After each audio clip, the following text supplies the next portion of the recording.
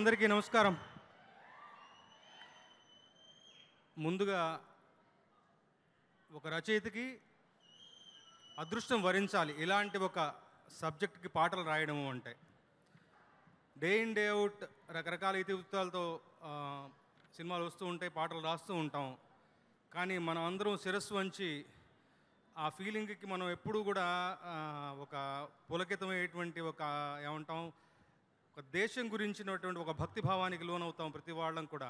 అలాంటి ఒక ఎమోషన్కి సంబంధించినటువంటి పాటలు, అందున సింగిల్ కార్డ్ అన్ని పాటలు రాయడం అంటే మామూలుగా మనం కూర్చొని రాసుకోవడానికి పూనుకొని రాయలేము. ఇలాంటి ఒక ఇతుడితో మన దారిలో తారసపడ్డప్పుడే దాన్ని తగినట్టుగా రెట్టింపు స్పందనతో మంచి పాటలు రాస్తాం. తగినట్టుగా మంచి సందర్భాలు కుదిరాయి. Extraordinary compositions by Mickey J Meyer గారు, శక్తి గారు డైరెక్టర్ గారు మంచి నాకు బ్రీఫింగ్ ఇచ్చారు. మా ఇద్దరికి మంచి సంధానంగా అసోసియేట్ కమల్ వ్యవహరించారు. నిర్మాతలు నాకు వలసినటువంటి స్వేచ్ఛని ఇచ్చారు. అద్భుతంగా మంచి పాటలు రాసుకునే అవకాశం నాకు కలిగింది.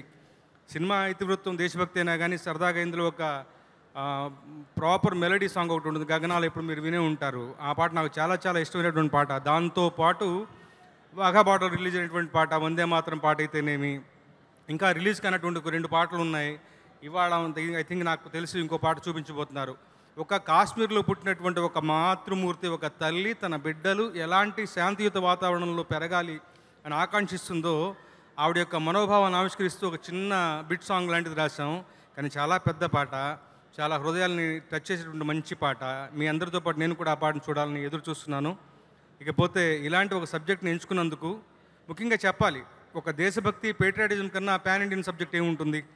ట్రూగా ఇలాంటి ఒక సబ్జెక్టు, ఒక పాన్ ఇండియన్ సినిమా అన్ని భాషల్లోనూ మంచిగా విజయాన్ని సొంతం చేసుకోవాలి.